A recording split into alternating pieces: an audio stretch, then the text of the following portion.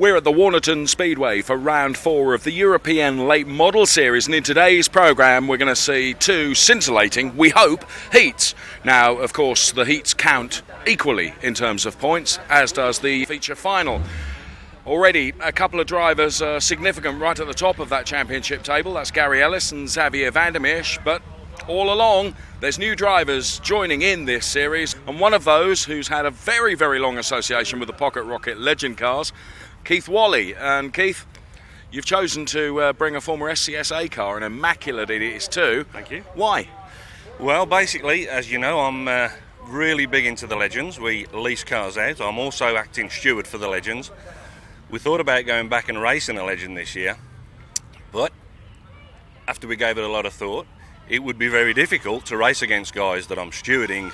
Again, maybe I'm going to discipline a guy, maybe he's not going to like that too much, and maybe next time out it might be bad for me. So we decided on a totally different formula. That was worked out at the start of the season.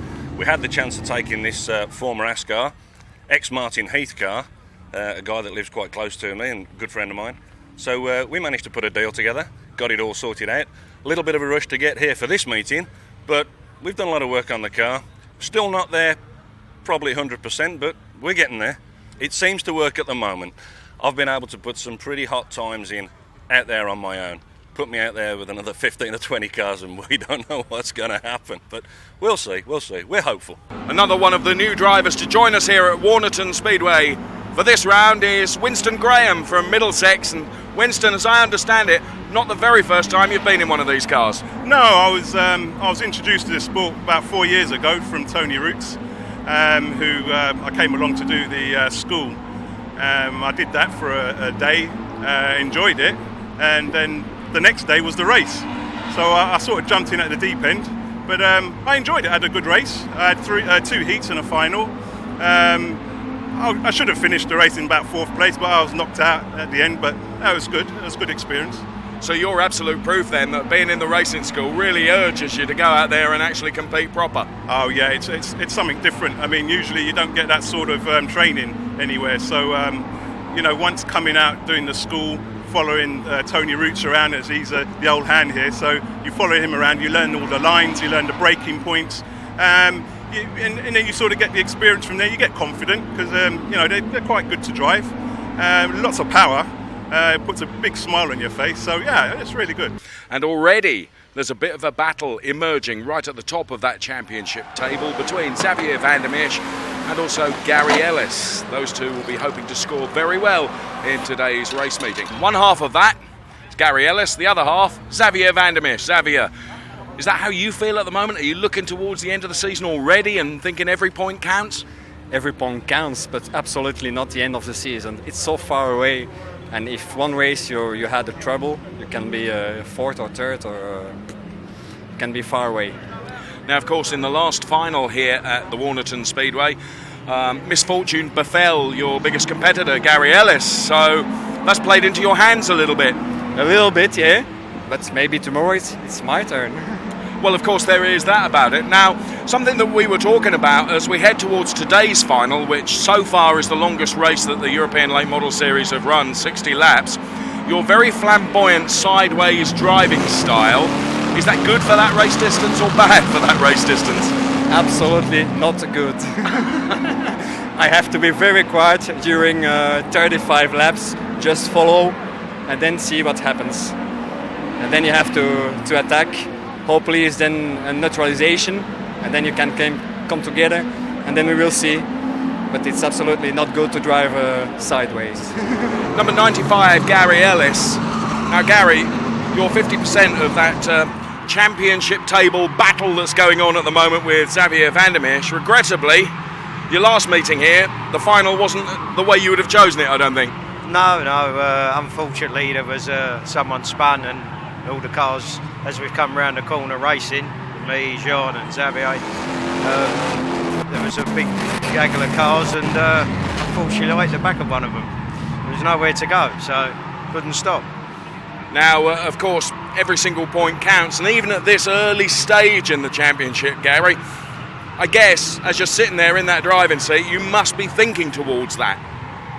Yes and no. I just go and race, and whatever will be, won't it? So, yeah, I don't worry too much about that. I'll just go out there and race the car. And here are the driver standings then. Xavier van der Meers in the lead currently with 620 points. Then we see that man, Gary Ellis, with 572. Christophe van der Kerkhoff, who's not racing, 525 points. Hope he's back soon. Jean Vasseur has 512 points. Then we see Wim Moonen with 456. And Bruce Andy Andrews, the American, with 419 points. That's the way the table looks so far as we are about to go racing. The two former SCSA cars should be joined by Keith Wally. He's stuck in the paddock with fuel pressure problems, given to understand.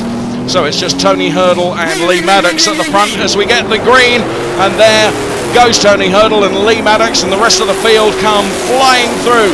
Gorgeous sunny day here, and we are going racing. Fantastic stuff. There's Gary Ellis, there's Xavier van der Meers, but right at the very front then, 98, Tony Hurdle, driving for the Revolution team in car number 98.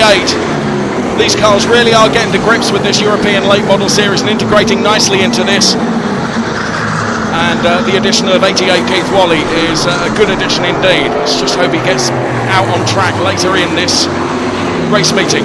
Meantime, look at this. 17, Bruce Andy Andrews coming through to take up a third place already.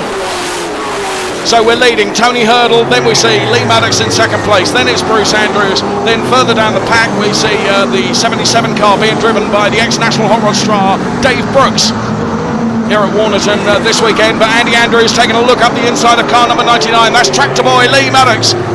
So Bruce Andy Andrews then is through into second place, closely being followed by driver number 4, that's Frederic Bernier in the all-white Roots V8 racing car. But now it's down to car number 17, Andrews, to reel in Tony Hurdle, who's leading the way. Tony Hurdle then in car number 98. Really has got this car on song, a little bit of sideways out of that bend. So Andy Andrews then, car number 17, he's the one with the work to do, to try and get alongside Tony Hurdle and trying to pose Tony Hurdle. Tony goes very, very wide, and Andrews is through. Now this 60-year-old veteran, Andy Andrews then, one of the guys that was very instrumental in helping put this series together, and we can see him disappearing now. He has got the lead. Now interestingly, 60 years of age, used to race in Florida. Bruce of course used to race with Buzzy Reutemann, whose son David has just won his first NASCAR Sprint Cup race. So he leads the way in car number 17 then, Andy Andrews. Already had one win in the season so far, and we're on board with Tony Hurdle, and we can see that car in front of us. Tony battling with this SCSA car. Car number 77 being driven by Dave Brooks. He's coming under pressure right now from Gary Ellis and Xavier van der Meers. They're fighting over 5th, 6th, 7th places. This is exciting stuff indeed. So Dave Brooks, plenty of short oval experience. He's driving the Tony Roots car number 77.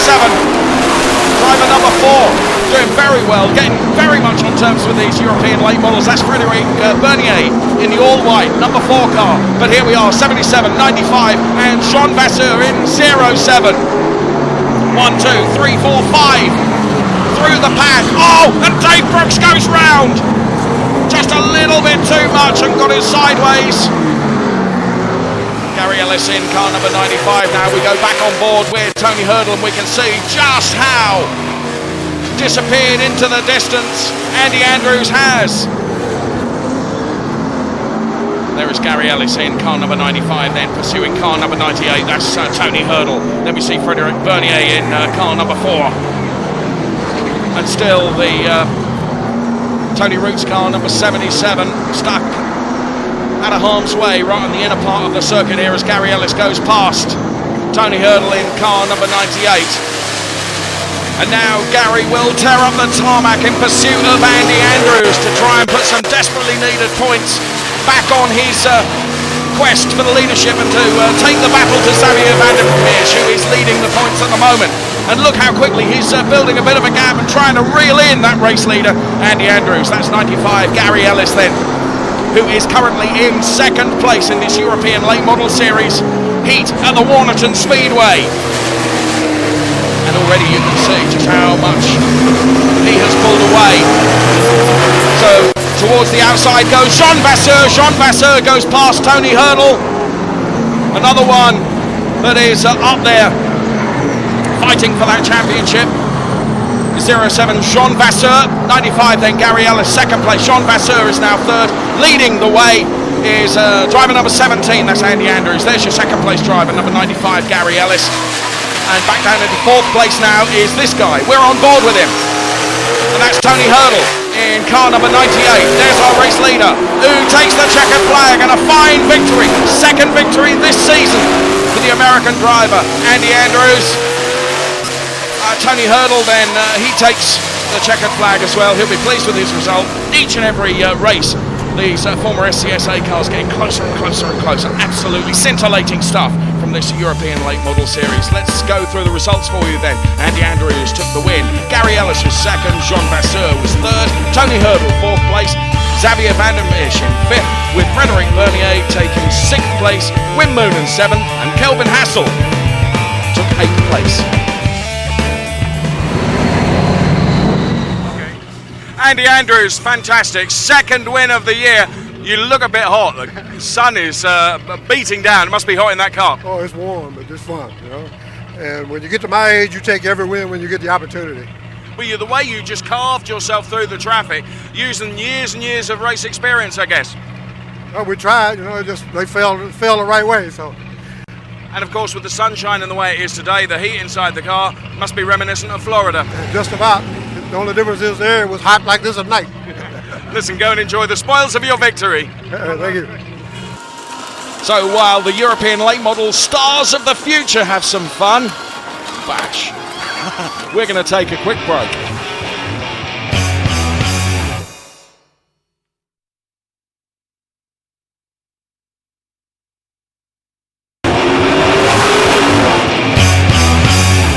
Welcome back to Warneton Speedway in the sunshine for this late May bank holiday meeting. We're going to delve deep and go behind the scenes to find out some of the characters and also some of the cars that are making this series really tick. The big thing about this new late European stock car series, it actually combines two different kinds of cars. Here we've got one of the old Camso cars. They've raced around this speedway a number of years. Now, they are based on tubular steel chassis. Just look down here and you see the great big space frame here. Under the bonnet is a Chevrolet V8 engine. It still uses the carburetor, just as they do in NASCAR, of course. Now, the other series that is taking part, the cars from the old ASCAR series, which race, of course, around the big oval at Rockingham. We've got several of those joining in, which has made this late model series. And here we're looking at one of these ASCAR machines. Now, just look in the engine bay, we don't have a carburetor, we've got full fuel injection. So these cars will probably give a little bit more horsepower, but they are set up for both road and oval courses. The two courses are very different. These cars can turn left or right. The cars from the old Camso series, they can only turn left, and they're actually set asymmetrically. Another difference between the two cars is these Camso machines only have a 2-speed gearbox, just 2 levers. A lever you push forward and actually hold the clutch in to move off the line, and the other lever takes second gear, and that's what they use all the way around. It's very different with the old ASCAR cars. They have a full 4-speed gearbox, just like a conventional machine. So there is another difference between Camso and indeed ASCAR. Also, you know, the roof line here on the old ASCAR is 3 inches taller than the cars from the Belgian series. So really what's happening at the moment, they're trying to develop the ASCARs to have the same pace as the Camso machines, and they're getting closer and closer. It's a very interesting comparison. All these cars, of course, coming out of the United States, and all with huge amounts of horsepower. Kelvin Hassel then, formerly car number 88, who I always referred to as the rocker because of the chocolate box good looks, the long hair, and the fact that you're just racing to have fun. That's absolutely right. So 88 has gone and 13 is in. Is that because bad luck and you seem to have a bit of a relationship? The first races I would call bad luck. A lot of other people would call it bad driving, but I'd call it bad luck. And we thought, why not go the whole hog and just have the number 13 on the car and be done with? And you've done that, and first race with that number, you've finished the race, and there doesn't appear to be a panel bent. No. But let's not count our chickens before they're hatched. There's 2 more races to go, and it is looking a bit lively out there, so... And just to almost reinforce my argument, Kelvin, the car number that you had, 88, has now gone to Keith Wally, who's joined us for this round. He's in the pit lane, ready to go, and his fuel pump packs up. No comment. Nothing to do with you? Nothing to do with me. You say nothing to do with you, my goodness me. 88 Keith Wally not starting once again because the fuel pump continues to give problems. So we just have these 2 Ascars back out on track. The good looking car, the blue, black and red car, the Bertrand Zor goes through as once again we get this race underway, slightly longer, 25 laps. Previous race was 20 laps. So let's see how we do. It's Tractor Boy and Tony Hurdle out at front then in the former SCSA cars. We're on board with Tony Hurdle once again. Piles the power on now down the straight into the turn. Another awesome sound of that V8 power then. And there indeed is the car, number 98, Tony Hurdle. Let me see Lee Maddox, Tractor Boy. And then the European late model cars come thundering through. Now, every single race, every single lap, these cars are getting better and better and better. And Tony Hurdle really is now beginning to pile the pressure on. There's Bertrand Zor. Tony, of course, the only pressure he's got is to keep out there in front. Lee Maddox following close behind, but look at this, great showing from Bertrand Zor, another one of our French competitors in the European Late Model Series, driving car number 71. And then the rest of them come thundering through this real thunderdrome of a stadium that is the Warneton Speedway. 98 Tony Hurdle leading the way. Team Revolution Racing, Dwayne Kidd, team principal, lots of experience at the Rockingham Oval, transferring all that experience here to Warneton right now. And of course those English circuits that we're going to be visiting, including Liddon Hill, the Foxhall Heath Raceway and Hendersford Hills. Great move there from Jean Vasseur, trying to get on the inside of 77. That's the battle back there in 8th, 9th and 10th place. So 07 Jean Vasseur, Gary Ellis is right on his outside now, and driving the Tony Roots car, number 77, is Dave Brooks, former Superstocks and National Hot Rod star, who really is loving his time in this European Late Model Series. So Gary has got the outside line, Jean Vasseur is on the inside. The only problem with that is he's got Dave Brooks in front of him. But of course Gary has got to get past Dave Brooks. Jean Vasseur is now being joined by Xavier Van der Meersch. Real battle at the top of the points chart between these two. 95 Gary Ellis and this guy, number 19, Xavier Van der Meersch. And look at this, really is nip and tuck. 4 cars there in a pack together, pushing as hard as they can. Dave Brooks stays down low, Gary Ellis high outside. 77, 95. Then we see 07, champion in 2007, Jean Vasseur. Would love to get that championship cup with his name back on it again. But 95 Gary Ellis appears to have got the measure now, or has he? A little bit of a wobble on there. Dave Brooks stays down, Gary Ellis finally goes through. So there he is, car number 95, Gary Ellis. Then it's 07, Jean Vasseur. We can hear the commands being given by our race director Roland van der Meersch, as once again we go back on board right now with our race leader Tony Hurdle, and then we see car number 11 then pulling off. The race is going on. Great feature being able to listen to exactly what our race director is telling those drivers. All those drivers of course equipped with earpieces in their crash helmets, so they can hear a direct link to the race director. They can hear him, but they can't talk back to him, which is probably just as well. 95 Gary Ellis then, trying to get past Wim Moonen right now in the all-yellow car. Wim is a Dutch competitor here in the European Late Model Series. Jean Vasseur following as well. So there Gary Ellis gets past Wim Moonen. Wim Moonen, former Lightning Rod champion here at Warneton, knows this place like the back of his hand as we go back on board and see the errant Winston Graham car, number 11, parked up against the wall. As Tony gets very sideways, he comes under pressure from Bertrand Saw. Look at this pack for 4th, 5th, 3rd, 4th, 5th, 6th, 7th places. And this is where the battle is. Tony Hurdle, who's leading the way in car number 98. And it's car number 71, Bertrand Saw. They really are so close. Bertrand Saw is virtually on Tony Hurdle's back bumper. He dives inside and a car spins. We can see the smoke from a car spinning round there. So there's Tony Hurdle, and there we can see it looks like Xavier Vandermeer.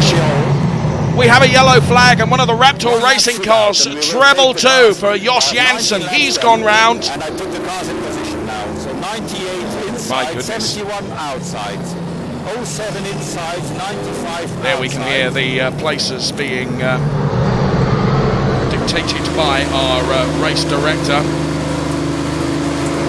So Tony Hurdle then, he is under some pressure now because he really wants to put an ASCAR on the podium and be the first winner for one of those SCSA cars. Here he's in first place. We've got just one lap left, and this is it. Bertrand Saw is outside.